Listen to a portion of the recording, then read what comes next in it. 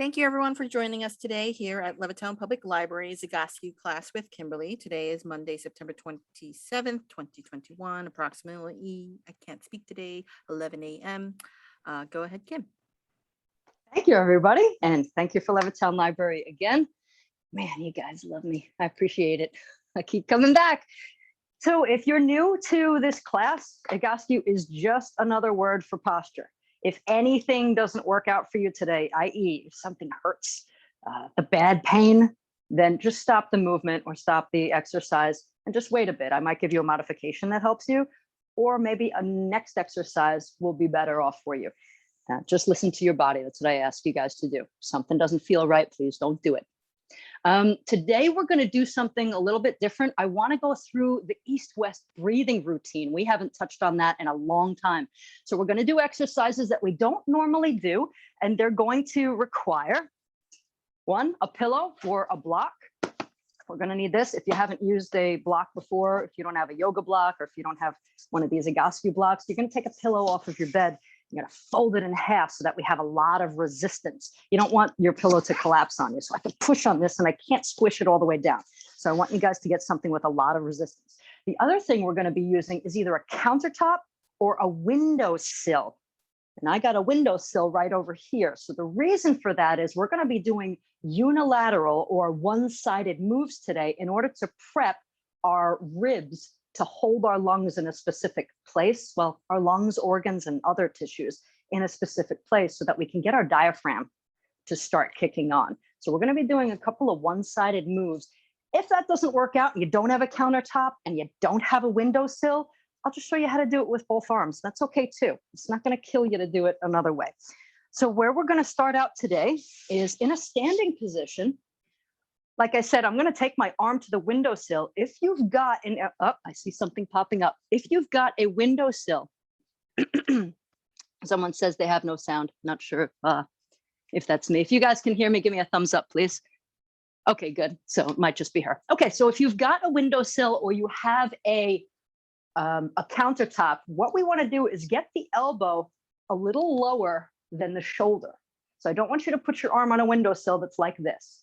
So even if your arm is this low, I want you to put your arm on the countertop or the windowsill. So just go ahead and get yourself to that area. My windowsill over here is fairly low. I know you can still see that. I'm going to actually angle you just a little bit more so you can see better. Okay. So I can press my arm into my windowsill. And what that's going to do is it's going to get one side of my shoulder to come back and down. You'll feel that as you press into the windowsill, everybody. Again, if you don't have that, then we're just going to do two arms in arm circles. Okay, so once you get yourselves to that area, what I want you to do is bring your pillow with you because we're going to put the pillow between the legs while we do this one-sided move. You're going to take your hands into this position, everybody. This is our modified golf grip. So I make a fist and then I flatten my fist. That's the position we're going to take with our hands. This is our modified golf grip, okay? So one of our arms is going to come out to the side. The other arm is on your windowsill or on your countertop. Again, if you don't have that, you're going to do both arms out to the side. So here we go. I put my pillow between my legs, walk my feet in so that I feel a push from the pillow. Keep your feet hip distance. If you're doing one-sided, you're going to lean into that. Put your elbow on the windowsill or on the countertop and push the elbow down. See how I'm still standing pretty straight, everybody? You don't want to lean in like this. You want to stay pretty straight, push the arm in. It's like that beautiful grip we just showed you, me and myself and I. I'm going to bring the arm out to the side. Again, if you don't have a windowsill or a counter, you're going to bring both arms out to the sides like so. Circle up and forward. If you're using the counter, keep your elbow pressing in the counter, everybody. So we want to circle strong enough so there's that perturbance, right? You feel like your body is torquing and your torso is going back and forth, back and forth. If you're in the windowsill or pressing onto a chair, I see some of you pressing on the back of a chair, good for you. You're going to feel almost a rotation. So you're going to keep that elbow pressing down. Then we're going to go backwards, everybody. Turn your palm up, circle backwards.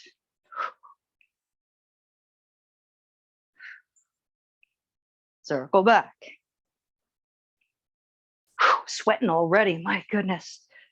We're turning on a lot of the big posture muscles, so you're gonna start to heat up, everybody. Wonderful. If you're doing one arm circles like I am, we've got the other side to do. If you're doing both arm circles, then you're just gonna do it again with me. Right, everybody, gonna do the other side. So keep your pillow or your block in between your knees. If you're doing one arm, you're gonna press your elbow into your chair or into your windowsill. Take the grip, bring the arm out to the side and circle. Ooh, this side's harder. Oh my goodness. Yeah, this side's a little bit harder to control.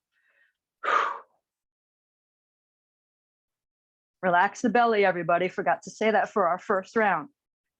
I know there's going to be a lot of tension going through the back, going through the legs, going through the hips right now. There's an awful lot of work because we're throwing the body off in this one-sided move. We're going to circle backwards, everybody. Palm up, circle backwards.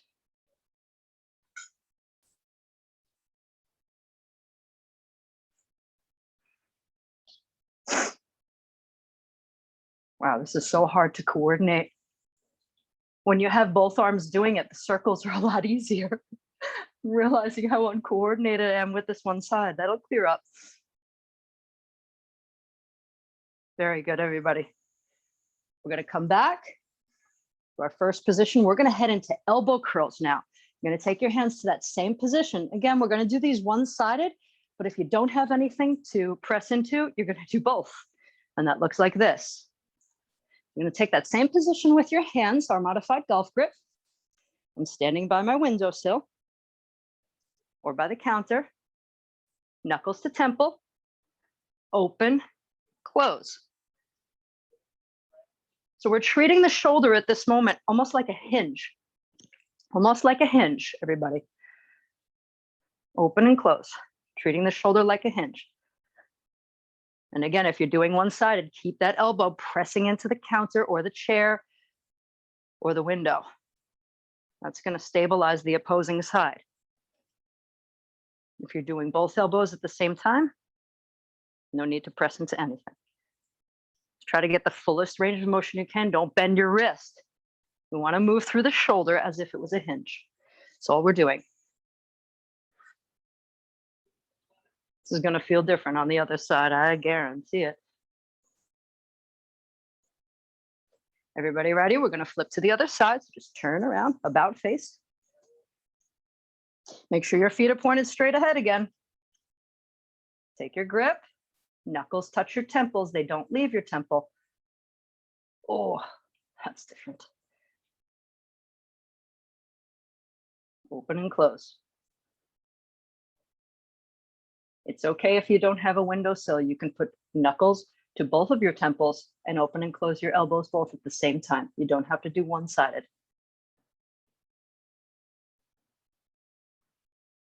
What the one-sided version of this move is doing is it's actually opening up the tissues on one side, stabilizing the tissues on the other side, and then vice versa as we switch. What we're going for is we're trying to get this east-west breathing pattern, and this is a setup for the tissues to do that.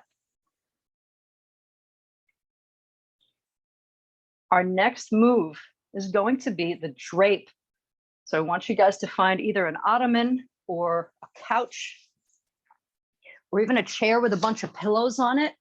I've got my Egoscue block, which means, I'm kind of a cheater because I know none of you have this, but you might have something similar. So pile up a whole bunch of pillows, everyone, because we're going to drape ourselves over this. We'll actually get rid of this top portion. So I'm coming really, really close to it because what I'm going to do is trap my belly so that my breath cannot go into the front part of my body. Belly breathing is not diaphragmatic breathing.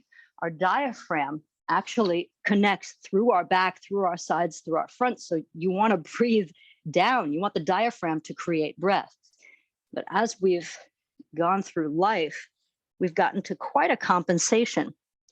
And some of us shoulder breathe, some of us belly breathe, but most of us, if not all of us, do not breathe with our diaphragm. So this is going to trap us here. This can feel uncomfortable for some of you.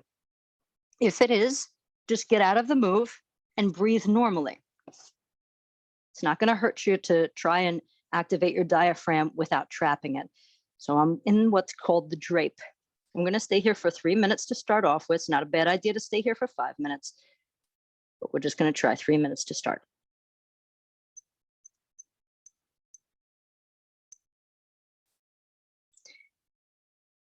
So now that you've gotten yourself to a comfortable spot, we're trapping the belly.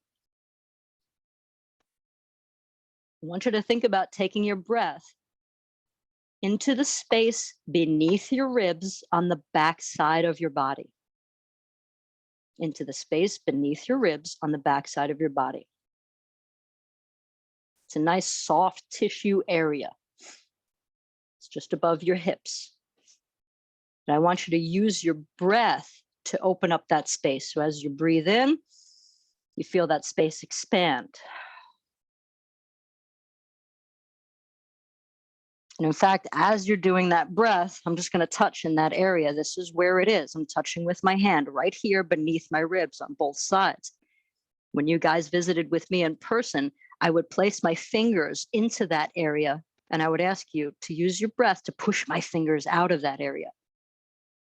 So if that visualization helps you, then go for it. I can even push my own fingers in and try to test my diaphragm moving by feeling my fingers come out of the tissues.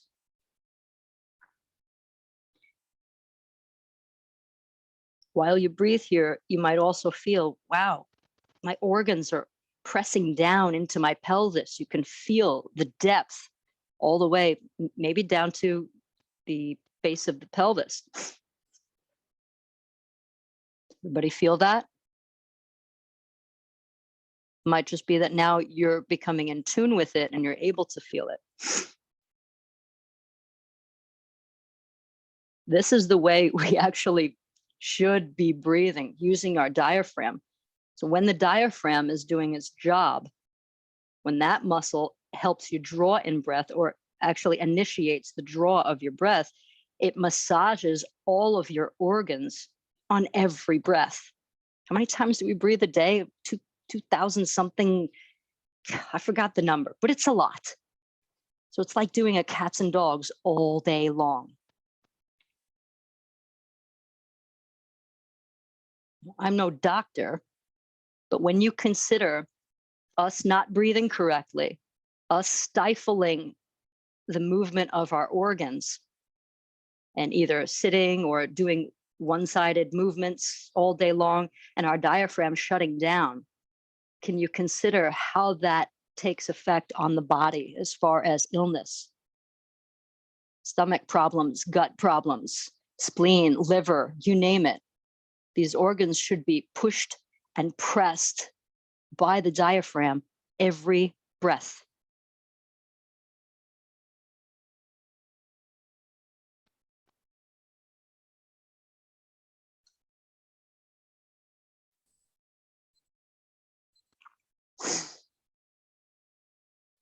Very good, everybody. So that was 3 minutes. If you really like this move, you can take it for longer. You can take it for 5 minutes if you like to. Some of my clients love to use this in place of their static back. It's not really a good replacement for static back because static back traps your pelvis and your shoulders. But I like doing this after a static back.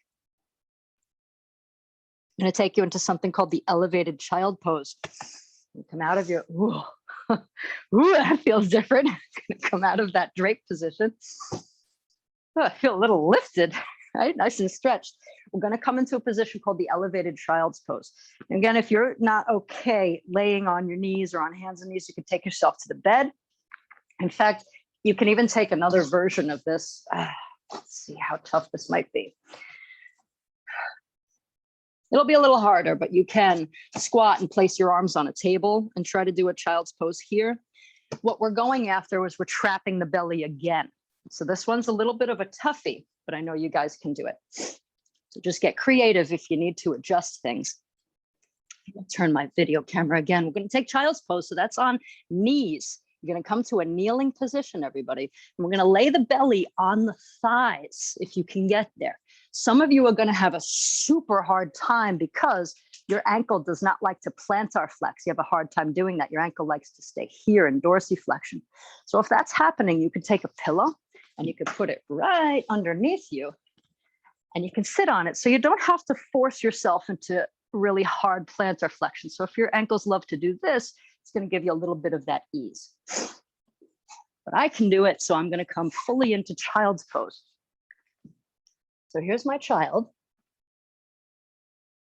I'm taking my hands in a very defined position, like a diamond in front of me, and I'm placing my hands on the floor. Now what I'm going to do is I'm going to press my elbows into the floor, and you'll feel your shoulders come back and down. You don't have to press hard. We just want a little engagement to keep the shoulders back and down while we continue this breathing. I'm going to stay here for 3 minutes. If it's uncomfortable, just get out of the pose. The other thing that I like to do, if you're able to do it, is I'm going to rotate my radius and my ulna, that's the lower part of my arm, and I'm going to lift my pinky fingers up off of the floor. So I'm actually doing this. And that's tough to do. If it's too much, just keep pressing your elbows into the floor gently. But I'm doing both. I've got my elbows in the floor and I'm lifting my pinky fingers up, and you'll feel there's more of an engagement down your back into your shoulders. Again, take your breathing into the lower part of your ribs on your back side. This is not an easy pose. This is a working pose, and I know you feel it.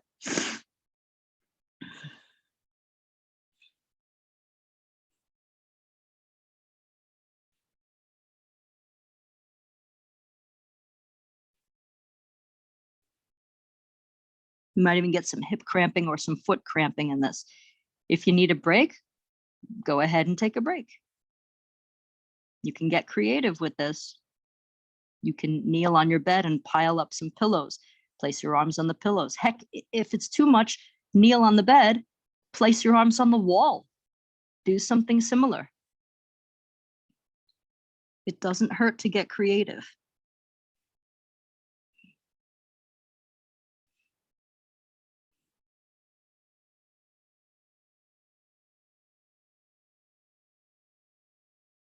Remember, don't press too hard with the elbows. What we're going for is a balanced and even engagement of both shoulders. So as you press your elbows into the floor, feel how your shoulder blades come back and down. That's all we're going for here. We just want it to feel even, left side to right side. And then add the breath. We've got 1 more minute, less than a minute now.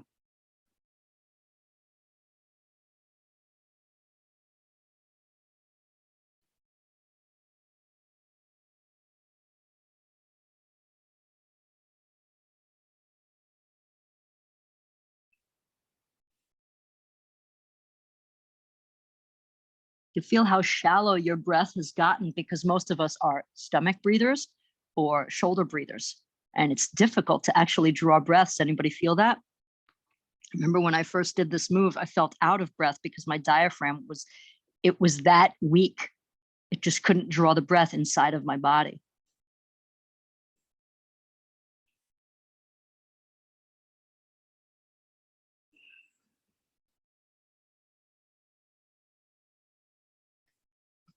Wonderful, everybody. Come on out. I'm going to take you into, ooh, wow, that feels good. I'm going to take you into the wall. I'm going to put you right in that wall. If you do have a slant board or you do have stairs and you know gravity drop, take gravity drop. But most of us don't have a slant board and don't have the stairs in order to do this. So we're going to do pigeon toed against the wall. So you're going to take yourself to a door or a wall. We're going to hold this move for another 3 minutes. I'm going to pigeon toe against the wall. So I'm pointing my toes in towards each other, but I'm not doing that from just my ankles. I want my pelvis, my hips to do that. So don't try and force it and then end up looking like this because your hips aren't doing it.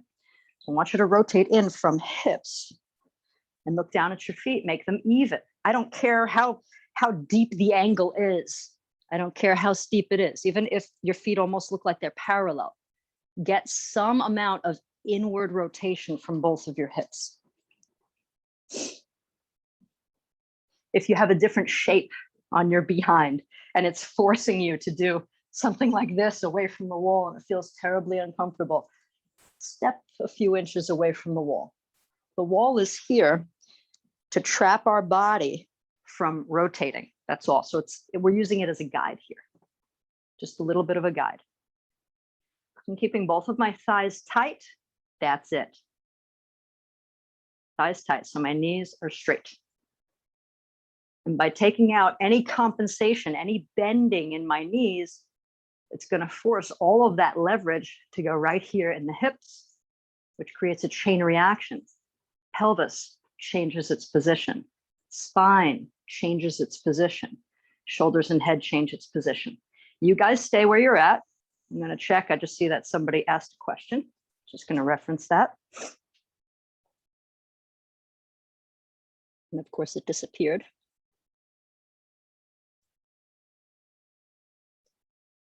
Maybe I could answer this question here. Okay, here's the chat. What's the stair? The stair version of that is called the gravity drop.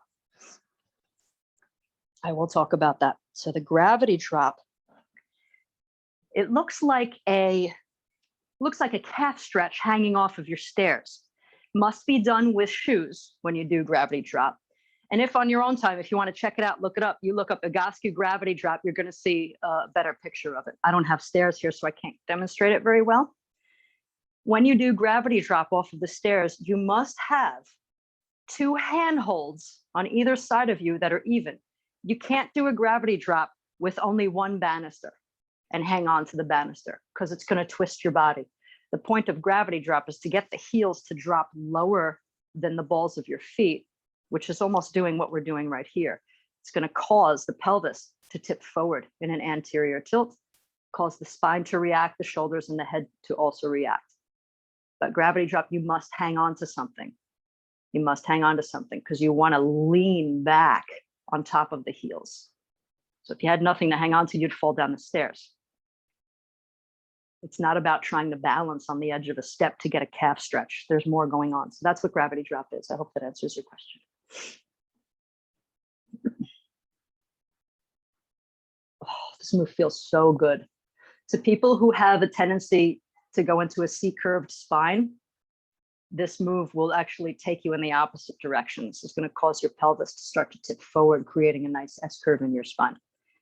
For people who have too much of that S-curve, this move might be painful. So it's okay to turn your feet straight ahead and just stand against the wall with your feet straight ahead. That's okay too. Remember, listen to your body. If something hurts, I can't figure out every different reason for every different posture, but I'm trying my best. It's a group setting. There's only so much we can do.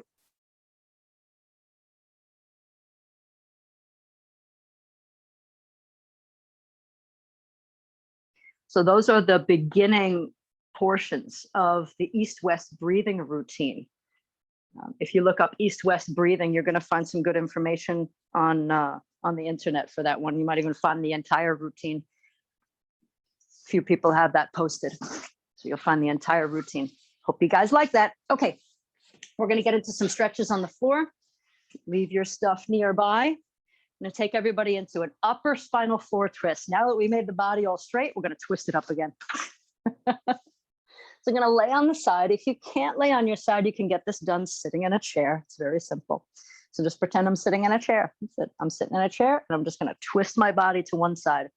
But if you're joining me on the floor, I want you to bring your knees and your hips to 90 degrees. And you know what?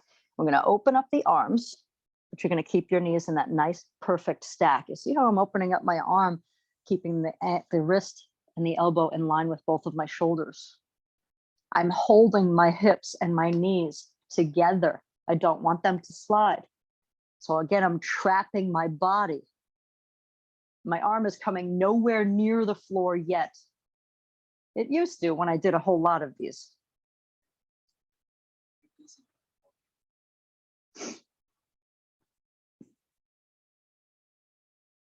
Remember that breath that we were taking before, breathing into that soft space right underneath your ribs? I want you to take that breath here. Notice on every exhale, your shoulder and your arm are coming closer and closer to the ground as the tissues start to respond.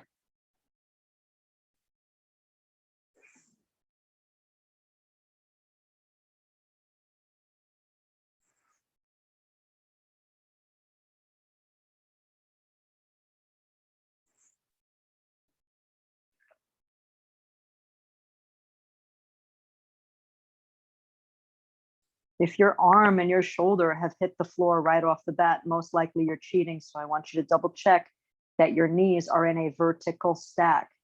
They must stay where you put them. I'm going to switch to the other side, ladies and gentlemen. I'm going to switch to my ugly side.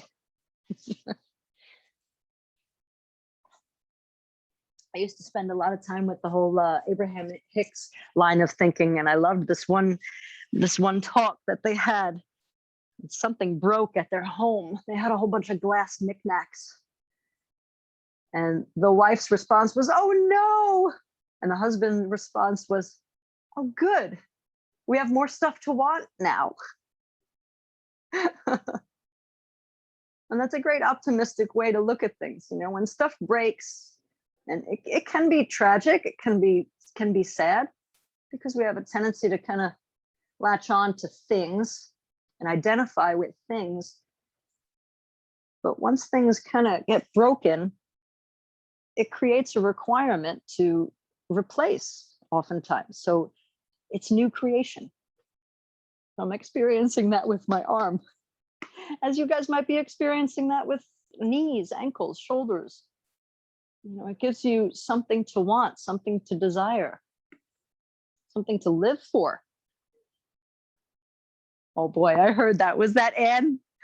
My psychic intuition is kicking in. Oh, I got other things to live for right here. I didn't. I got plenty to live for. I don't need to live for pain. But it is a motivator. You can't get away from that. It motivates us to take action if the pain's intense enough. So I hope that's why you're here, is to take action out of motivation. And hopefully that'll change to inspiration, because motivation can't always keep us driving forward. I'm going to come out of this one. Oh, that one was tough, but getting better. Getting better. Let's take it into the frog position, ladies and gentlemen. And I'm going to take you into pullovers, nice and easy. Frog position is putting the soles of your feet together and laying the legs on the floor. One of you mentioned to me that you really liked how we did frog position against the wall with the feet on the wall. So if you really like that and you found a benefit from that, go ahead and trap yourself against the wall. I'm going to take it into pullovers though. So reach your arms straight up, palms touch, elbows straight, drop your arms backwards and bring them back over your chest. Ooh. Okay. Something was different in this routine for me. I just noticed. Because when I do upper spinal floor twist and I follow it up with pullovers, I still don't get this close to the floor. So something in that sequence changed the position of my shoulders, and I'm able to get closer to the floor than I have in a really long time. I hope you guys are also noticing changes that are occurring for you. That's the key. Notice what stimulus you give your body and what kind of benefit you get, and then follow it. That will become your routine until it plateaus and you no longer get a change. Wow, this is good. I like this. So something, now I got to figure out what that something or sequence of something was.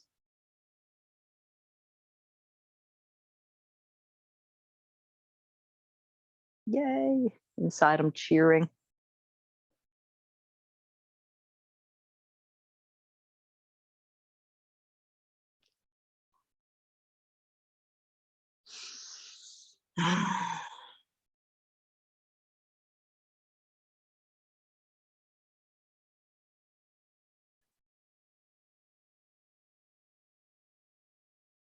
Very good.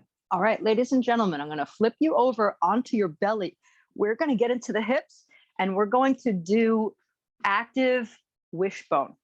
If you're not okay laying on your belly, maybe you want to lay on your bed, go ahead and go for that. If you're not okay getting on the floor just yet. When we do active wishbone, it's an internal rotation of each hip. I'll turn away from you so you can see. I lay on the floor, put my hands underneath my forehead. I keep my knees touching, and I'm going to take my ankles into dorsiflexion. Try to keep your knees touching, and I drop my ankles apart from each other so my legs look like a wishbone. And then I bring them together to touch, back and forth. Your knees are going to start migrating away from each other, but I want you to try to keep them together. This is an excellent move for people whose pelvis loves to go posterior, where you have a flat lower back or it's curving in the C curves direction. So here we go. I'm not even going to count these. I'm just going to do until I feel good, okay? Usually about 2 minutes or so worth of work. If you notice that any of these moves are really helpful for you and you want to add them into your daily routine, usually the repetitions and the sets go in 3 sets of 20 or 3 sets of 10 in order to get a change out of the body. If we're doing arm moves, there's a tendency for the change to happen over the course of 3 sets of 10. And when we're doing leg moves, the tendency is 3 sets of 20. So moves like this would be 3 sets of 20. And it's a lot. But you want to get a change that stays with you throughout the day, maybe even for the next few days. Try to keep your heels close to your butts. Don't let your feet fall away. You want to keep at least a 90-degree bend in both of your knees. This move is active wishbone because I'm going in and out, in and out, in and out. Oh, this feels so good in my lower back. If it doesn't feel good in your lower back, get the heck out of the move. Like I was talking about before, people who have too much curve in their lower back, this move might exacerbate it, but it can also unlock the pelvis. So you figure it out for yourself. Your body is going to tell you. Keep the dorsiflexion in your ankles. So I'm pulling my toes towards my knees. Do not ballerina foot this one. Do not put your ankle like a ballerina. That's not how this one works.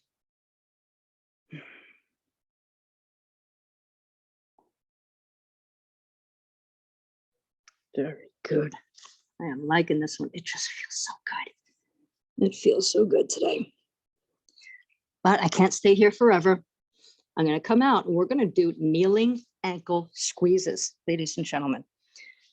If you don't like to kneel and do ankle squeezes, you can lay down on your back and you can do gluteal contractions. You can even stand up and do gluteal contractions. Kneeling ankle squeezes looks like this. I take my pillow or my block, put it in between my ankles, and I'm kneeling. So I have a nice 90-degree angle in my knees, the rest of my body, shoulders are stacked over my hips and my knees. I place my hands on something in front of me because that's also going to keep my shoulders in a nice straight line. I squeeze my ankles, my big toe, my heel, the instep of the foot, everything goes in onto my block. If this hurts for you, and this doesn't work for you because you can't be on your knees, go ahead and sit in a chair and get it done. If that still stinks, lay on your back or stand up and just do glute squeezes where you squeeze your butt over and over again. But for everybody doing the ankle squeezes, this is not a glute squeeze. I get that a whole lot. Once I tell you what muscle I'm going after, you guys go after it, but you don't use the exercise to go after it and you fail a little bit.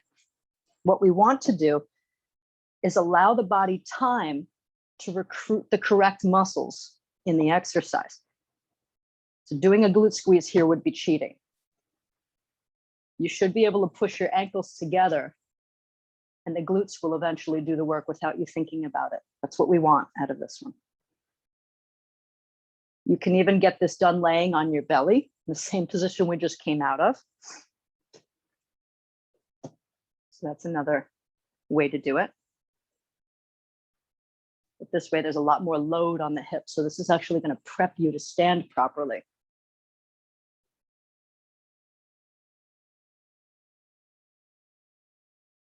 Wow. Does everybody feel maybe something in your hamstring instead of your glute? It will creep up into your glutes. So if you feel, oh, one of my hamstrings is cramping up, it will make its way up into your butt, but do not turn it into a glute squeeze.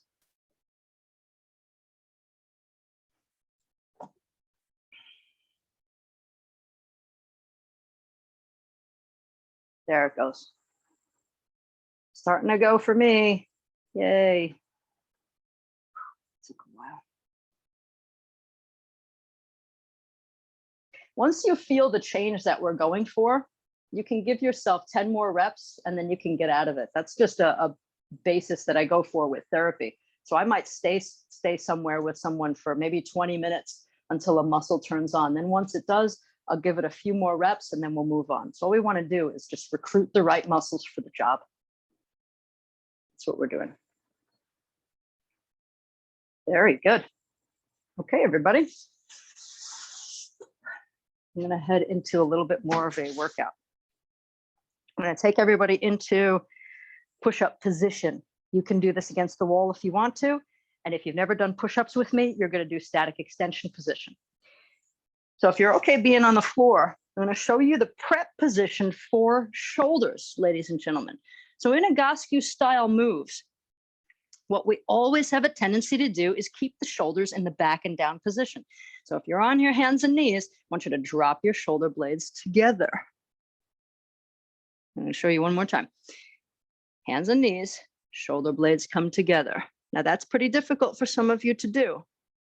If you're having a hard time doing that and you notice that your elbows are bending, stance your hands out wider. If you notice your wrists hurt, you can come onto your fists, or you can do this against the wall. No big deal. So this is the position I want you to keep your shoulders in when we do our push-ups. So against the wall, it would look like this: hands on wall, shoulders back and down. Then you could squeeze out your push-ups. This is the easiest place where you can do your push-ups. If you want more work, you just stand your feet further away from the wall and you'll feel that intensify. So you gauge where you want to go. I want you guys to squeeze out 10 push-ups with me. I'm going to try and get these done on the floor, even though my push-ups stink, because I know that I can, even if I don't go that deep. So I'm setting my shoulders, whether you're on the wall or on the floor, wherever you're at. Set your shoulders. Take your stance. Thighs are tight wherever you are. Push up. Oh, that left side's so weak. Shoulders stay back, everybody. Do not round.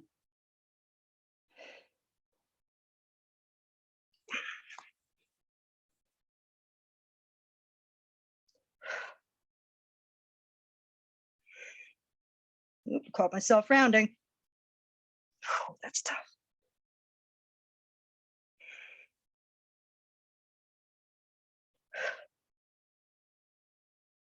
Ooh. Nice job. Nice job, Kim.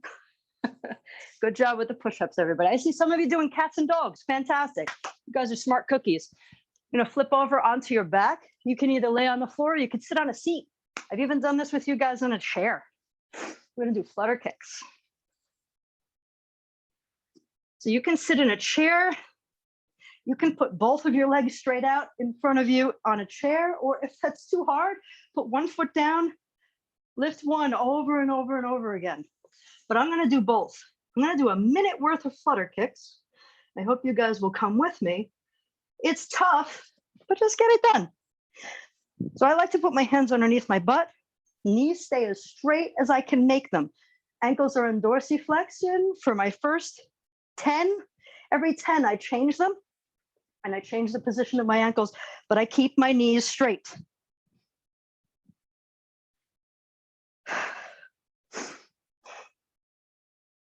Some of you may not have the ability to keep your knees straight at all. That's because your hip flexor is really, really weak.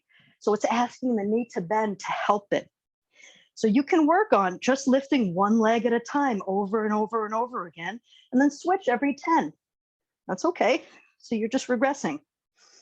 Just regress until you build the strength, and then you could do something like this, flutter kicks.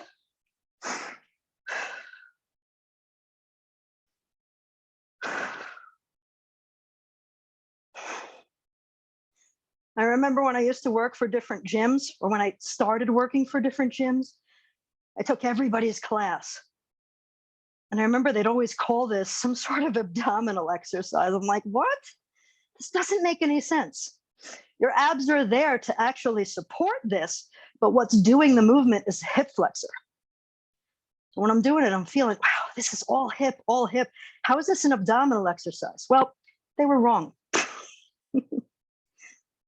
And relax, everybody. Done. Hip flexors done, at least for now. And I have you come over onto your hands and knees again. If you cannot do hands and knees, you could stand up. So I'm just going to do arm, leg, opposite lifts. In yoga, we call this spinal balancing. So I'll usually call this move out as a spinal balance. Right arm, left leg, left arm, right leg. If you were doing this standing up, it would look like a slow version of a hop. You can even do it laying down, cross crawl will work. I know it's still a little bit different. I'd love to get everybody to be able to do it this way. Arm, leg, extension. You can even do it laying on the floor or on your bed. You can do something similar like so. So those are all the modifications I can give you. Keep on going, everybody.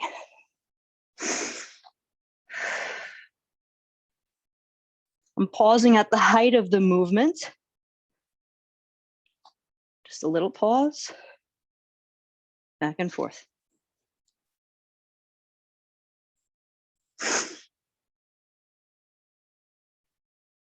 I'm not going for extreme height. I'm going for balance. So when I do this, I'm actually trying to keep my pelvis as level as it was with both of my knees on the ground. So I'm not trying to rotate out of it. So I'm not turning my pelvis towards you. Very good, Marie.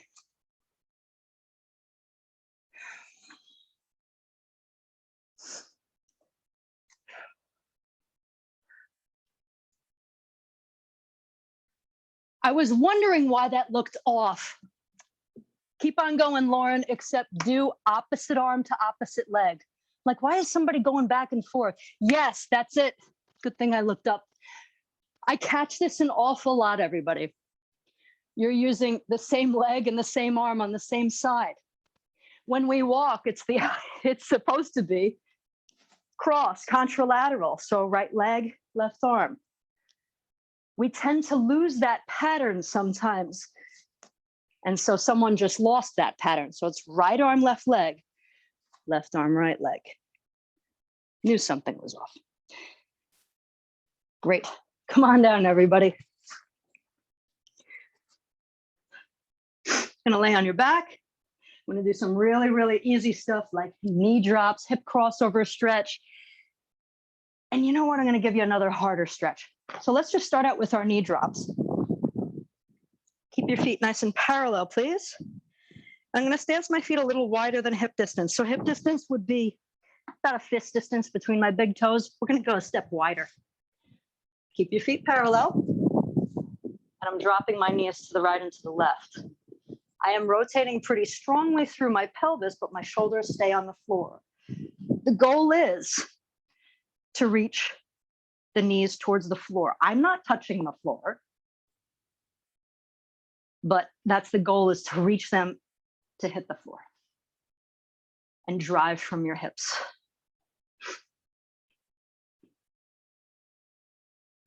Usually we'll use this as a move to quote unquote warm up,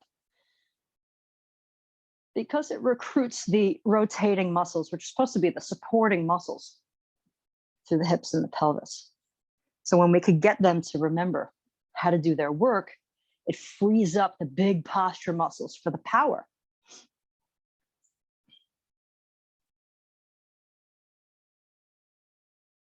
This is a good one.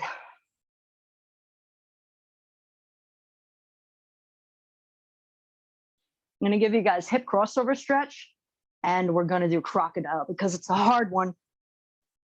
And I want to make it hard. So we're laying on the floor.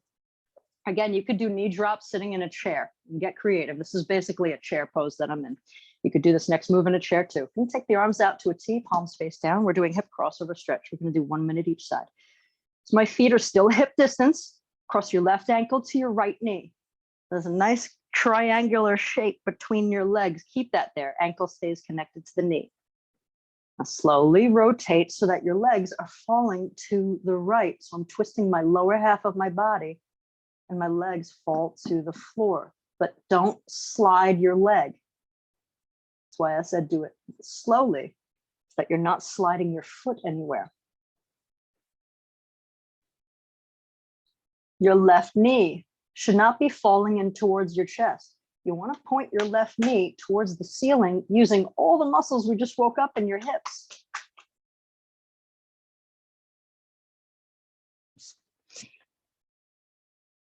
Be conscious of what your left foot is doing. You might have a tendency to evert your left foot. Marie, your foot looks wonderful. I'm actually looking at it. It's right in line with your knee. Beautiful. I had a tendency to evert my foot. So you want to keep your toes tracking in the same direction as your knee. So instead of going duck foot, you want to kind of pigeon toe it. You can aim your foot more in towards your body. You might notice, ooh, I'm getting a cramp, which is a good thing to me. Switch the sides.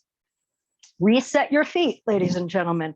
People have a tendency to just, yeah, I'll just switch. They're all twisted and they do this crossover. They're all messed up. Reset. Feet are hip distance. Right ankle to left knee. Slowly twist. I'm not sliding. Do not slide your foot. If you go slow enough, you might catch yourself. Ooh, I was sliding my foot. Don't slide. 1 minute.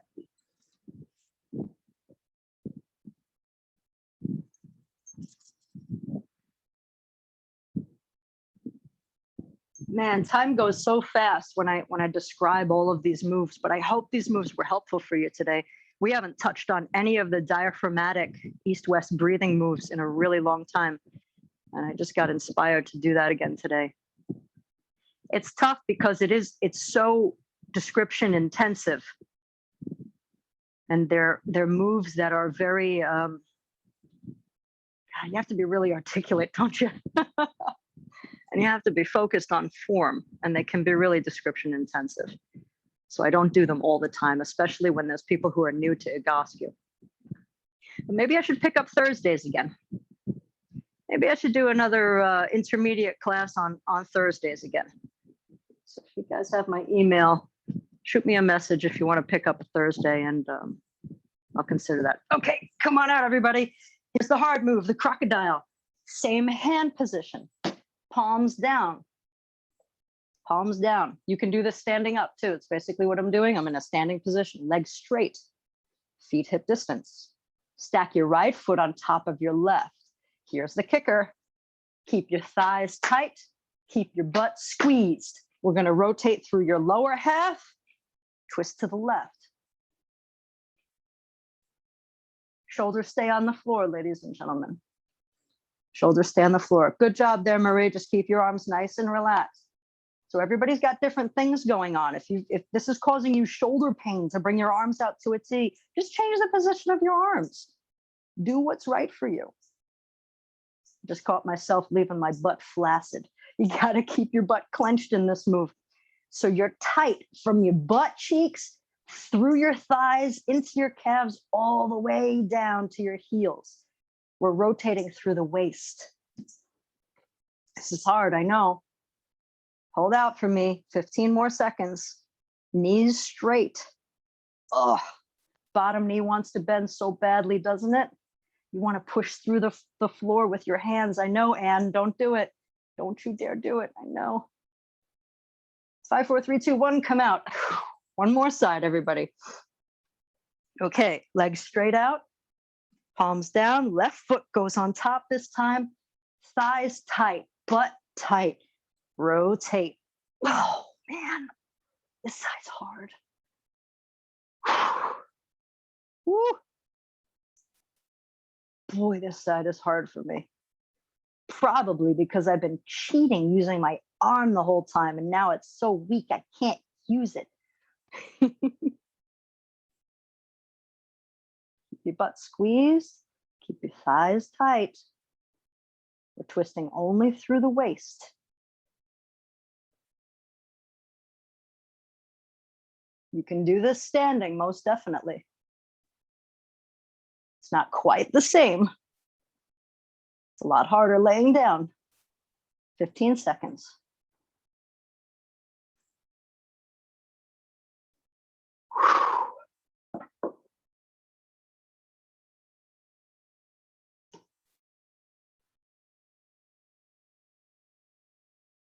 Five, four, three, two, one, come out. Let's come into pelvic tilt, bend both of your knees. I am in the hook lying position. You can do this sitting in a chair. You're just going to rock your pelvis back and forth. This is cats and dogs, but we're just using the pelvis. So tucking under, arching back. It's just a pelvis rock. Ooh, that's a good one.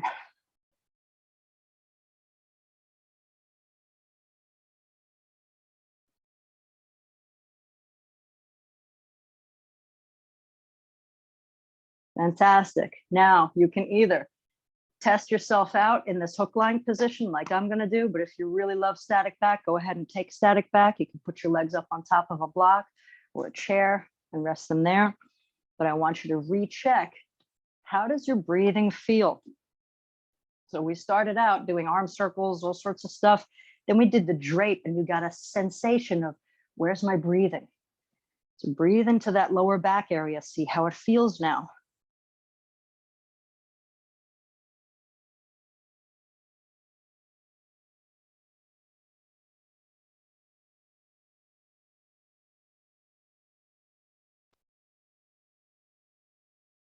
Remember, you want to focus it on the area right beneath your ribs, on your lower back. Feel your organs start to squish down towards your pelvic floor.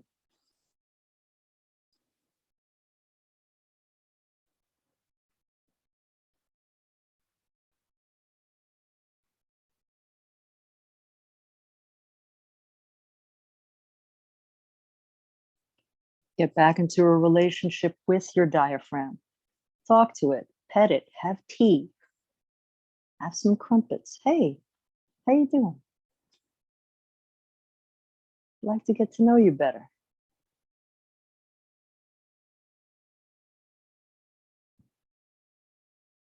When babies breathe, they are doing a diaphragmatic breath.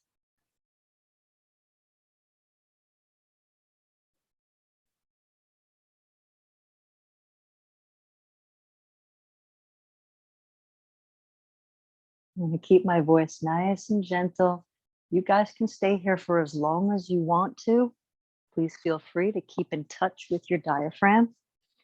And feel free to keep in touch with me as well if you want to. If you Google my name, you'll find my information. You could reach out.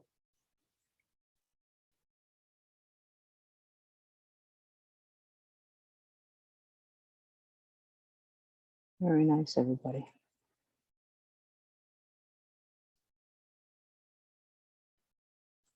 We're getting to the point where we're almost at the end.